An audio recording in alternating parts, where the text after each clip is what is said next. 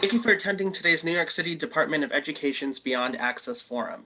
This event is brought to you by the DOE Division of Specialized Instruction and Student Support and the Office of Digital Inclusion and the New York City School Library System. Special thank you to all of our partners. Be sure to visit their booths throughout the day. I'd like to take a moment to remind everyone to use to log in to the Conference Hub using the link sent in your confirmation email. Once you're logged in, you can visit a partner booth to learn about their offerings and book a meeting or live chat with them. Network with all of today's attendees via the registrant chat directory and using its chat features. You'll also be able to gain access to all of the conference resources in the resource section. You'll also have the chance to enter our Passport to Prizes. Throughout the Conference Hub, you'll find several buttons to enter yourself in our Passport to Prizes. Each time you find a button and fill out a form, you will earn one entry into the raffle. All entries are eligible for a series of prize drawings, only one prize per participant. We will announce the winners at the end of the conference. Before we begin, I'd like to cover a few housekeeping items. If you have any questions for the presenters during this session, please submit them through the Zoom chat feature. You'll have the option to turn on closed captioning by clicking Show Subtitle within your Zoom console. Be sure to use the conference hashtag NYC Schools Inclusion in your social posts. I'll also be dropping in a link to the chat right after the screen share, so you can fill out a form to gain CTLE credits. Please join me in welcoming today's speakers. Thanks, Navi, and welcome everyone to the Sensory Strategies for Blended and Remote Learning session. Today I'm joined with some more amazing colleagues, but this time from the Office of Related Services. I'm so proud and honored to be here with one of my favorite colleagues and close personal friends, Suzanne Sanchez, and of course, Kristyn D'Andrea and Jackie Ortiz, who are OT supervisors. So thank you all for joining. Thank you for agreeing to do this session. And Suzanne, I'll kick it over to you. Great. Thank you so much, Jose. It is wonderful to virtually see you all here today. And we're going to be bringing you information and talking about what we think is a really important topic for families, students, teachers, psychologists, social workers, all of our school community colleagues. And that is on sensory integration and sensory supports that can easily be implemented and done by family members, caregivers at home, and certainly information for our school-based communities as well. And I think there's a lot of information about sensory integration out in the field and in the world, and we're hoping today to provide opportunity and information to demystify some around sensory integration, and again, provide families and school staff with easily implementable sensory supports. And so I would be very happy to introduce Kristyn D'Andrea, who is an occupational therapy supervisor, and Kristyn is going to be joined by Jackeline Ortiz, an OT supervisor as well. Both Kristyn and Jackeline are experts in the field of school-based occupational therapy and how sensory supports and structure can enhance student success. So without further ado, Kristyn. Thank you, Suzanne. Yes, so I am going to start by sharing my screen. It's just going to take a moment, and then we'll get started.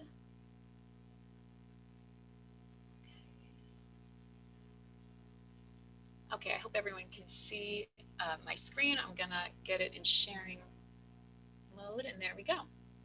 Okay, yes, so thank you.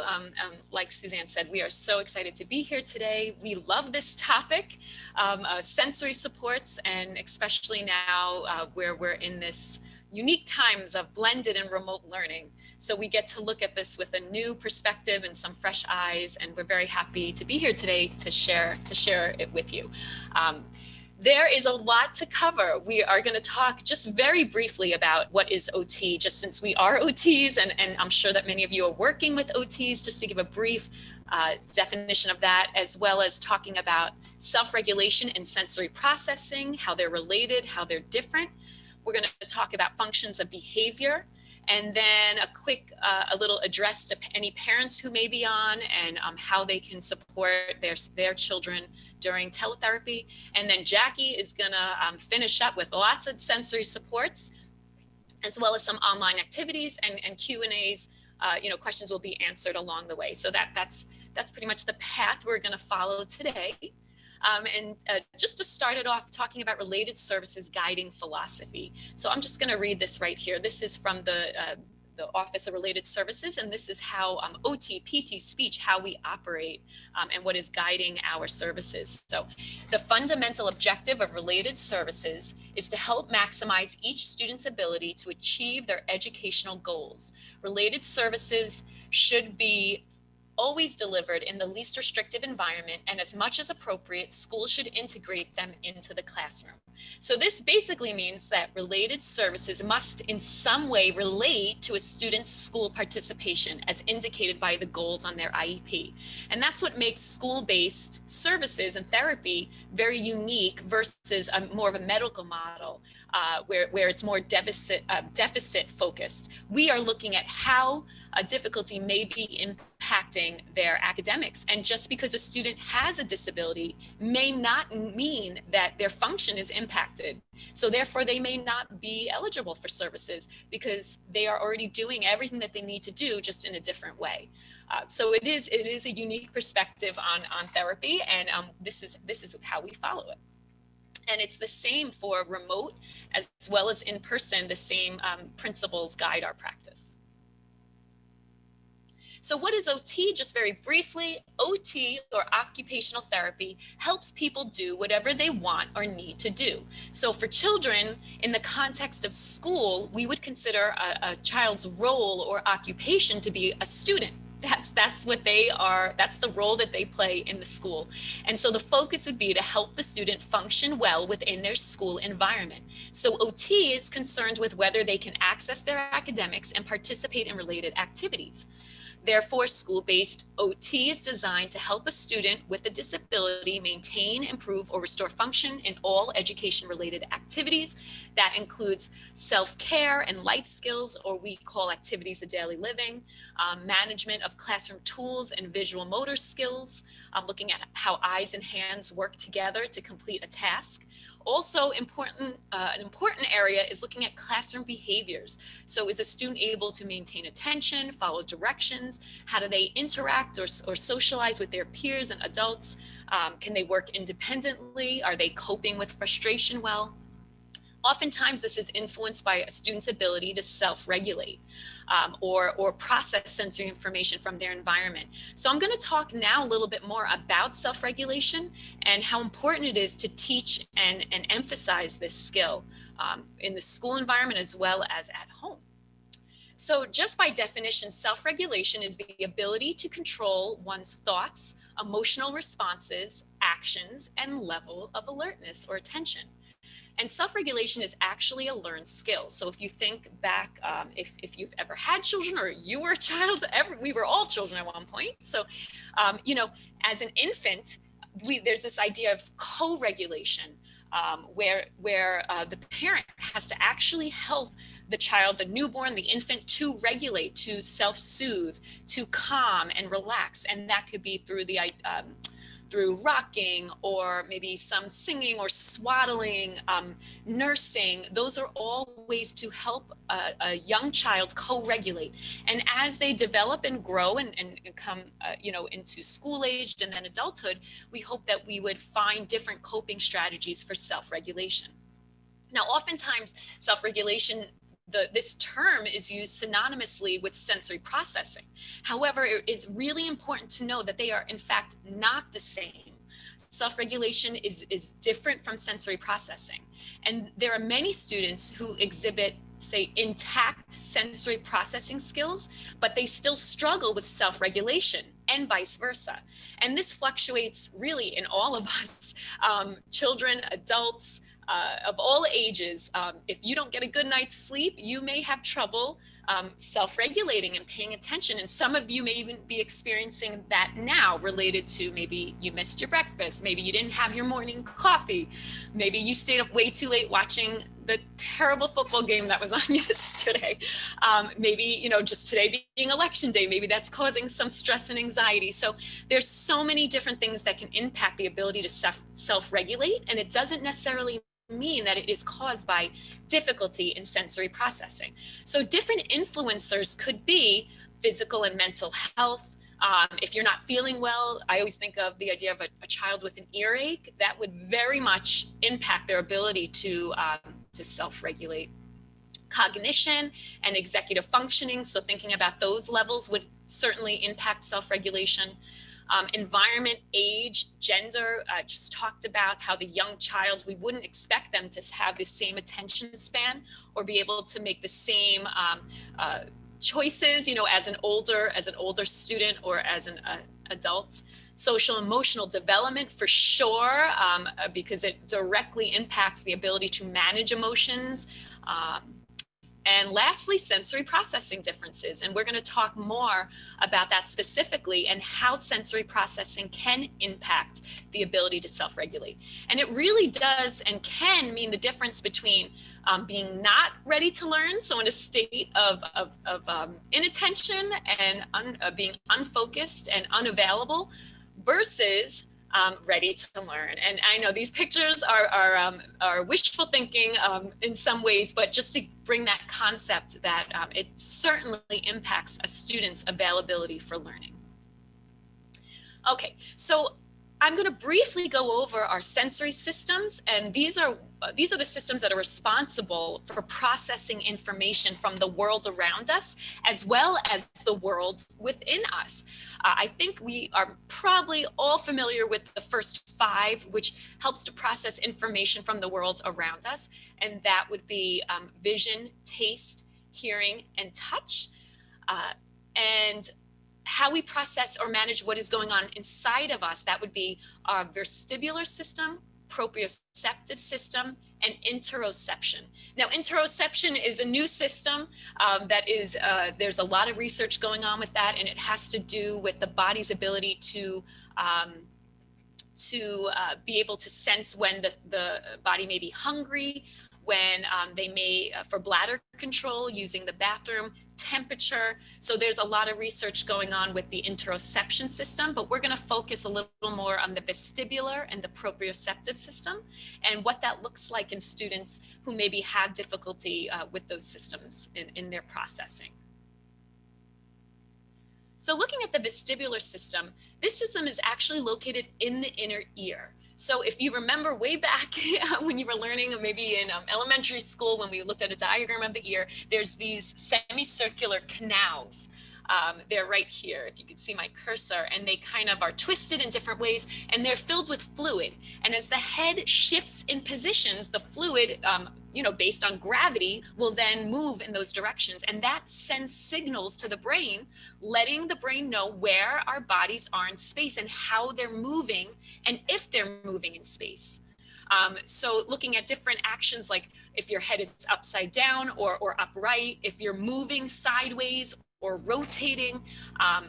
Someone who has a very sensitive vestibular system probably does not like going on a carousel, or they get movement sickness often, in a car, or perhaps they do not like going on playground equipment like a swing or climbing a ladder to a slide, because their vestibular system is very sensitive to the information that's going to the brain, and they may feel unsafe being in different positions where their head is not upright and their feet are grounded into the earth. So this system is very much responsible for balance, coordination, bilateral skills.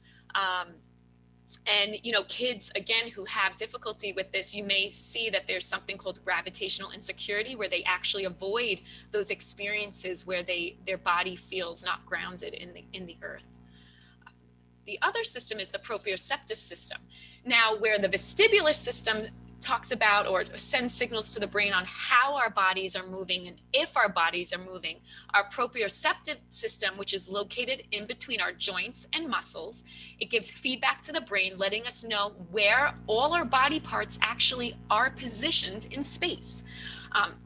So if a good example for this, if you close your eyes and you lift one arm up into the air, you can probably easily move your other arm to that same position. You're not using your visual system because your eyes are closed, which is usually a big help in motor coordination. With your eyes closed, you're using your proprioceptive system to signal to the brain where your body is in space, so you're able to match your arms.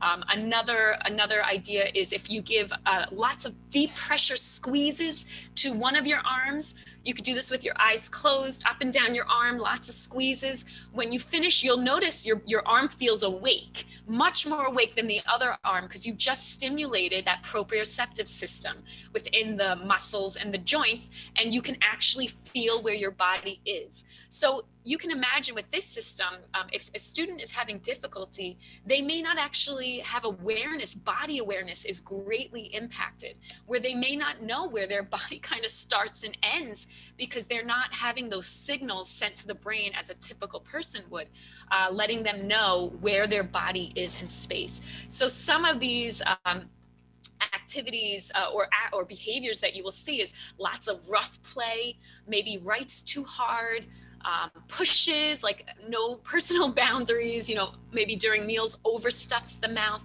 A lot of intense experiences to activate that proprioceptive system so they can actually feel themselves and feel themselves in their bodies. So of course, thinking of body awareness, they may be clumsy, coordination will be impacted, lots of crashing into things and people, maybe likes tight, like clothing, compression garments, or shoelaces. This is where I know a big fad is the weighted blankets and things like that. That is stimulating not only the tactile, our skin, but also that proprioceptive system. It's giving that lots of that heavy input to our muscles and our joints, and it really gives that feeling of safety and relaxation. And that's why really everybody is, it's kind of like a common term nowadays, and it's available on really in most stores, which is really a funny thing. Okay, so now looking at sensory processing, we can think about how difficulties with that may arise when the brain has trouble understanding, organizing, and are prioritizing information into adaptive responses. So this can, there's different, sensory processing difficulties that you may notice. One of that would be a registration issue, where the brain is not receiving information from the environment or from our body. So that's kind of like thinking about say a plug. The plug is not plugged into the wall. They're not actually receiving that information. That would be a registration issue. But there could also be something called a modulation issue, which maybe it's plugged in, so the brain is receiving the information, but it's not processing it well. It may be thinking about like a faulty wire, where it's a modulation issue. So the brain may be experiencing something way more in a greater intensity than the average person is, or reverse, where they're under experiencing, meaning like it's an understimulation than the average person. And that's in speaking about sensory thresholds. And I'm going to talk a little bit more about that idea now.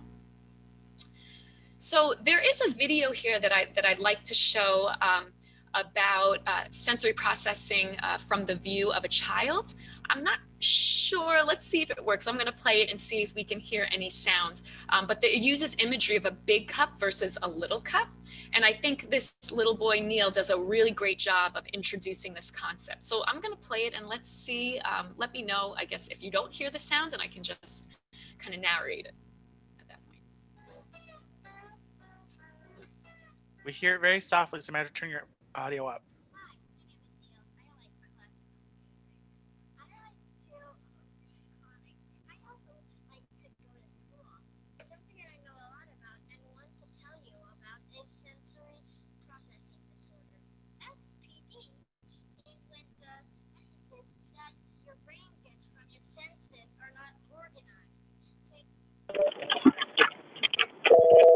Mamá那个水给妈妈。你的这个我的给妈妈。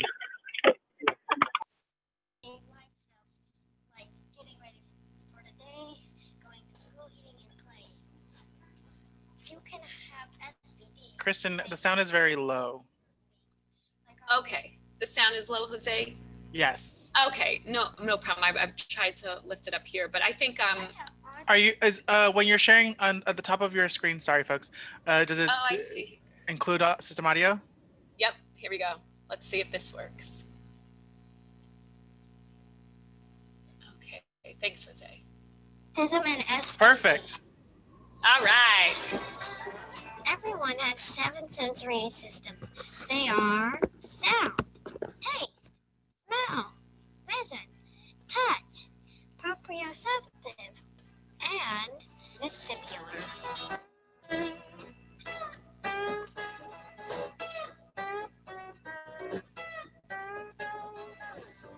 Under-responsive versus over-responsive. You can think of your sensory systems as being a cup, and water is the type of a sensory input. If you are under-responsive to a certain sensory input, it is like you're a big, huge cup. You keep getting water to the big cup. You can just keep adding, but it never feels full. But if you are over-responsive, it is like you are a tiny cup. All you need is just a little sensory input and you overflow. You want your cup to be full and not spill over. Each of your sensory systems is their own cup and they are different sizes. Just because you have one big cup does not mean you are under-responsive with all your senses.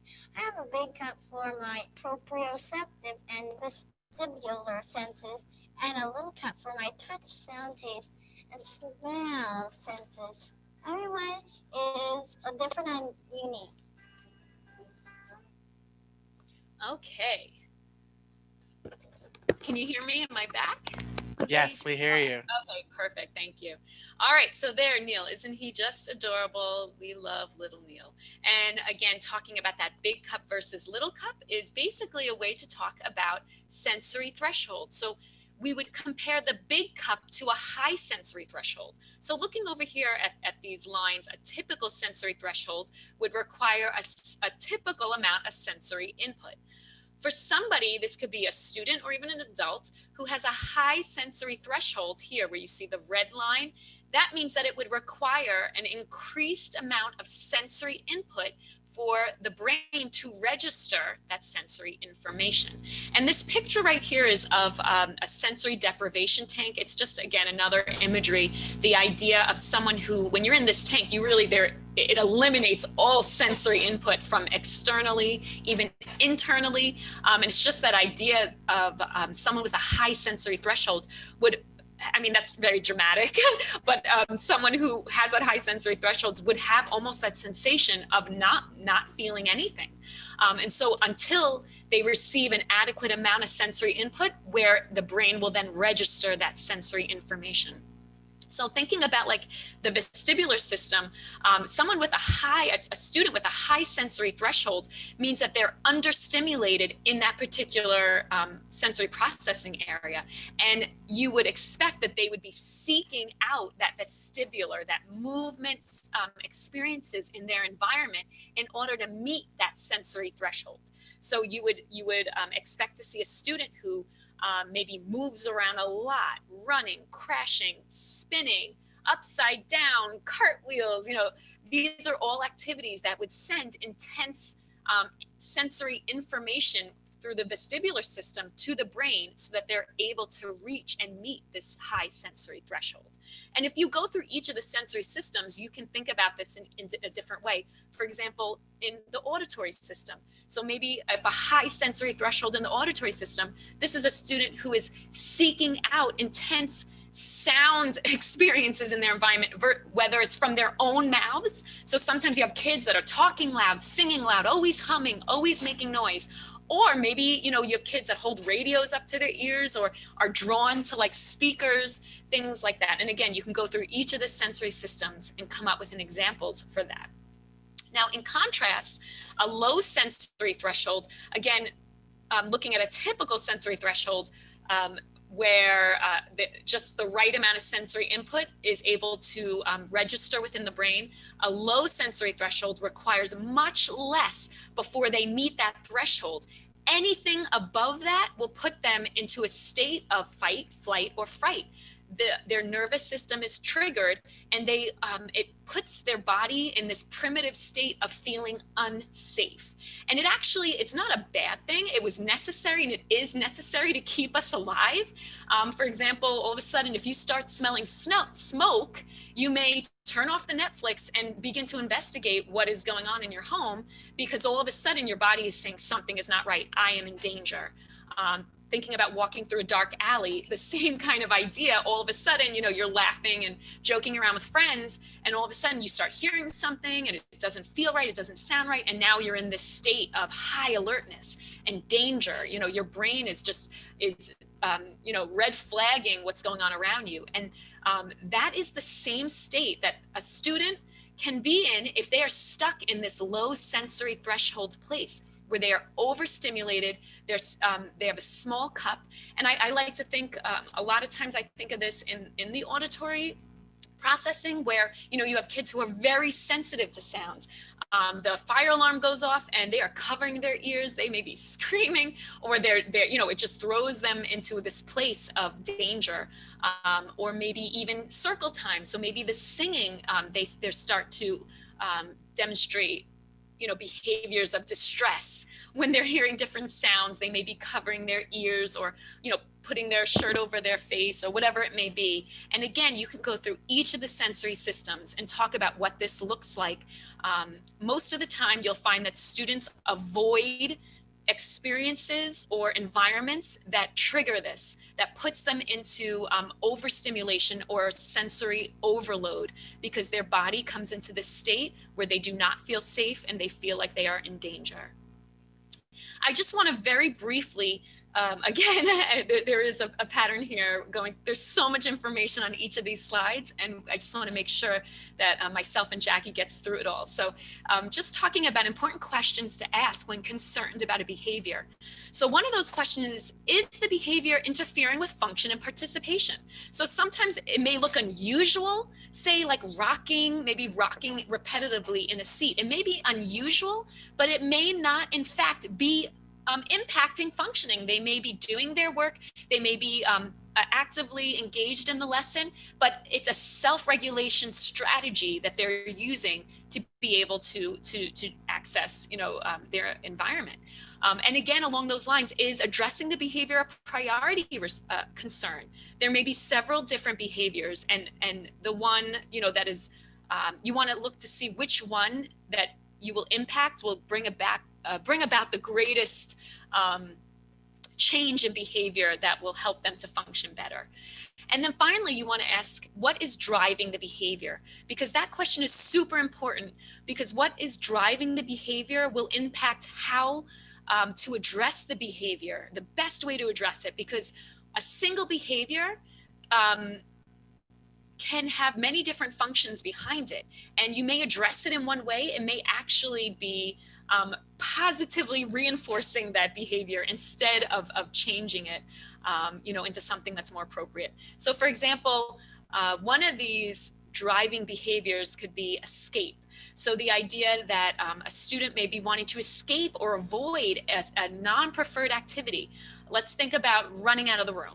We'll use that same behavior, running out of the room. If it's based on an idea to escape something, a non-preferred, say, math activity, we would find that they'd run out of the room.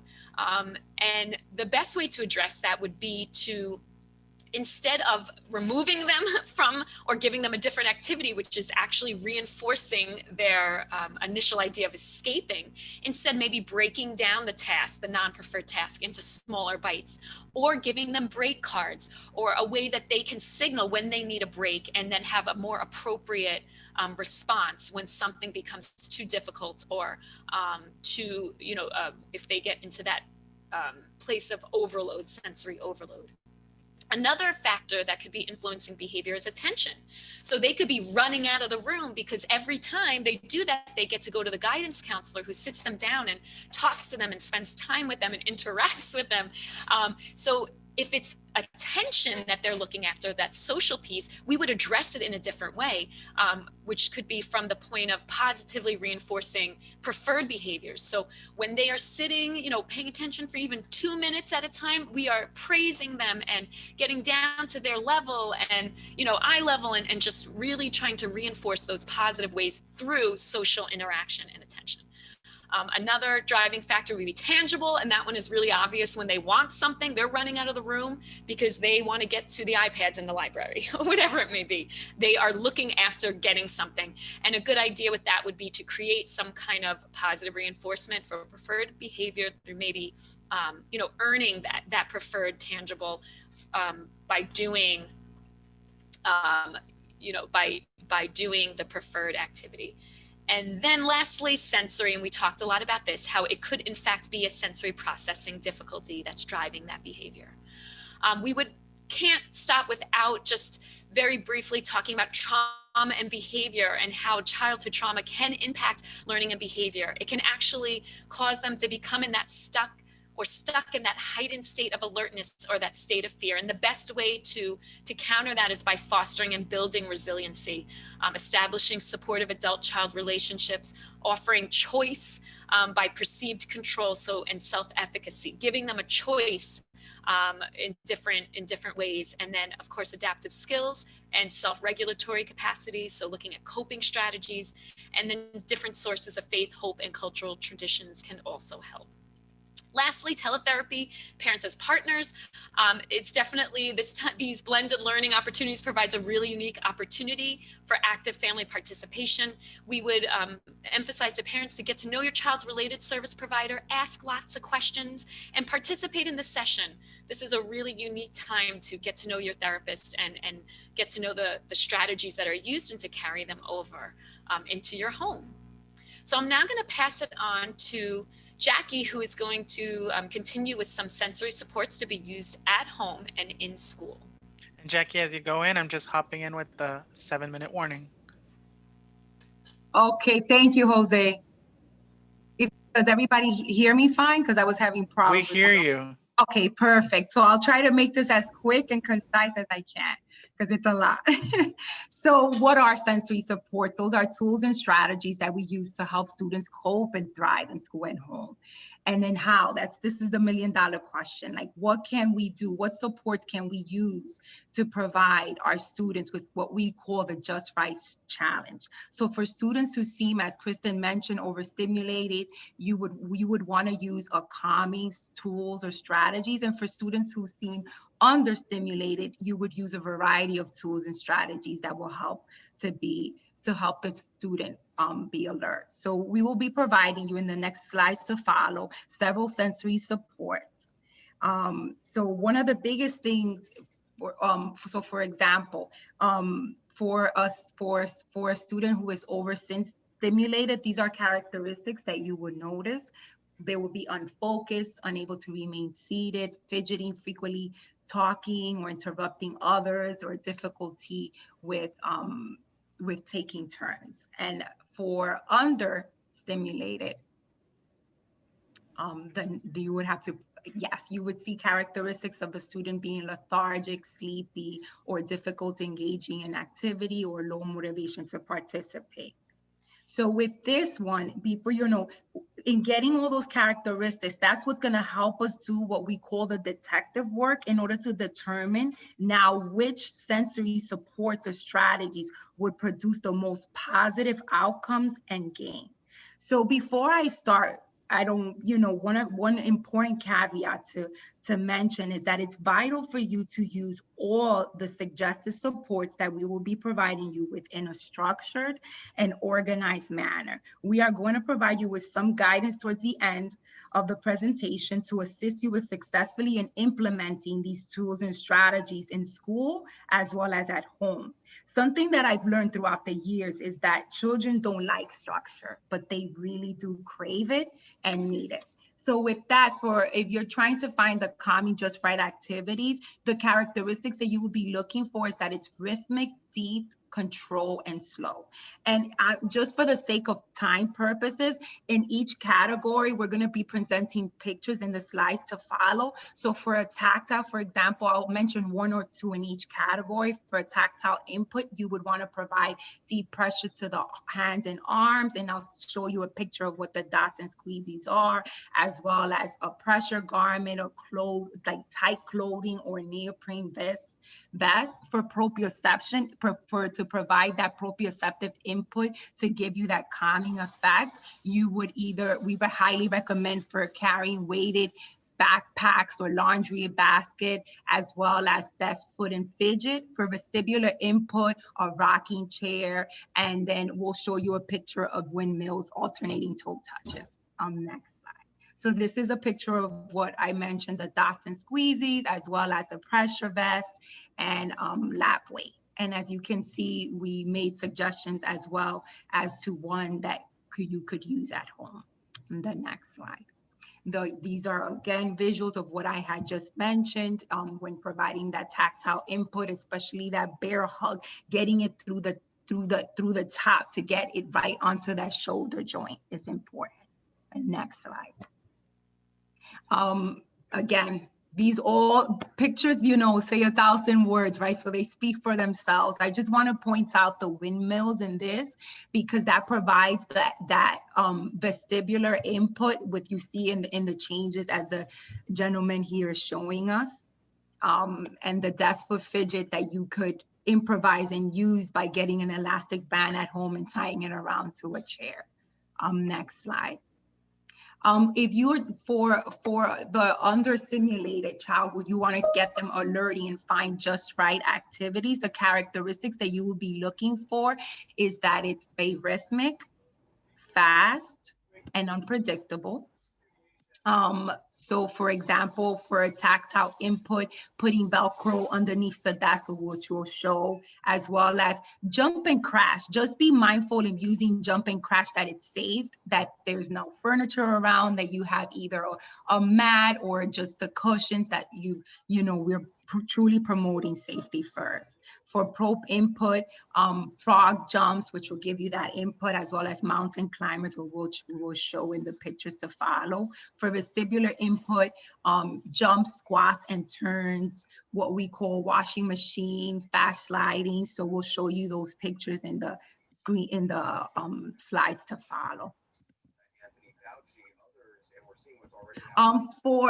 These are all just pictures of the ones that I just mentioned, like the Velcro in at home. You could find it, you could purchase that in a convenience store. You can put it underneath the chair or the desk while the student is doing their work.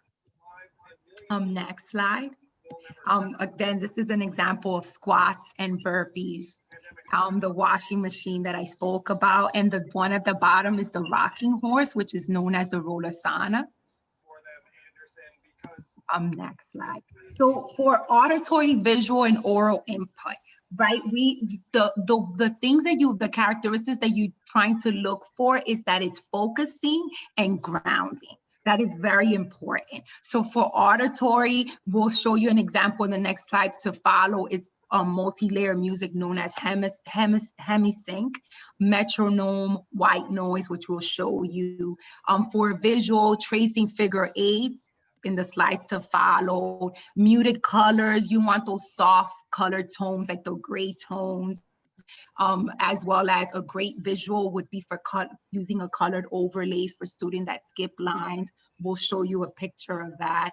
For oral, which, we get a lot of those children that are oral motor seeking, you want to provide them that deep input to their mouth using, for example, a suction water bottle. An example, if it's a Camelback, we'll show you a picture of that. Using an electric toothbrush in order to get that input into your gums, very important. And as you see, deep breathing, our good old deep breathing. Next slide. I'm sorry that I just want to make sure we get through this as quick as we can.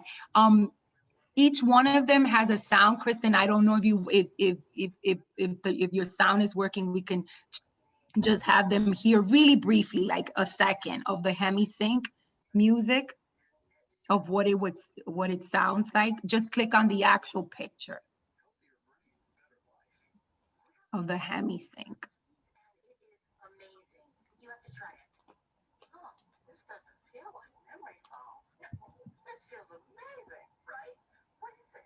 I don't think you could hear it. It's okay. You can go to the next slide then. I guess the sound is not working. This is an example of tracing a figure 8. You would start, again, this is helping alerting, right? To get the attention going. You would using your index finger starting and literally following the arrows, as well as using a cover overlay, which gives you a visual strategy to help you stay on the line. Next slide. This is an example of the camelback straw. Again, you're getting more oral motor input to your mouth. This is the 6 sides of breathing. Gives you a visual, because sometimes, right, we can just breathe, but there's different types of breath that we can take. And this just helps us using our index finger, following exactly what it says. So you'll follow with the line and hold. Take a deep breath in and then breathe out, down by the arrow, breathe in, hold your breath for like 3 seconds, no more than 3 seconds, and breathe out, and then you repeat the pattern. Next slide, Kristyn. So if for examples for strategies that you can use for tabletop tasks at school and home, our therapy ball, what we call move and sit cushion, a wedge. I'll show you in pictures to follow. If you can see here, we have a picture. If you don't have our good old or wedge seat, you can use a pillow or a foam, as well as having a fidget bin available within your classroom, or recommend for the parents to have one and develop one at home. This is an example of a visual timer, which is a great one. What we were going to show you was an example of a movement break that you can use with your students, as well as recommend for parents at home to take breaks in between tasks. Next slide. I know we're running out of time. We're almost there. For reading and writing, these are all examples of strategies that you can use: slant board, study corral, noise reducing headphones. In transitioning at home, you can provide your child, for parents, for picture schedule, give them a 5-minute warning, create a sensory corner, or what we call a red stop, or a quiet room at home, as well as a visual timer. So the next one will show you pictures of it, of the binder, of the desk, of the study corral, as well as the head reducing headphones, which you can you can even buy them in Home Depot. They sell them, that construction workers use. Those are great ones to use. Jackie, these are all the same examples that we use for the parent session, correct? Correct. Yeah. So folks, yeah, I'm sorry that we're gonna have to wrap it up here, but if you all want to see all of the examples that Jackie has been talking about with a little more time, you can head over to YouTube and look for Beyond Access channel. And yes, there is a sensory strategies recording that has Jackie and Kristyn going through all of these examples and playing the videos, listening to everything. And you'll be able to see this with much more calm. And we'll work on posting the PowerPoint here with links, but you will absolutely be able to access this recording. Sorry to jump in, folks. No, I want to thank you all. Worry. Thank you for joining, and we'll see you all after the break at the next session. Say.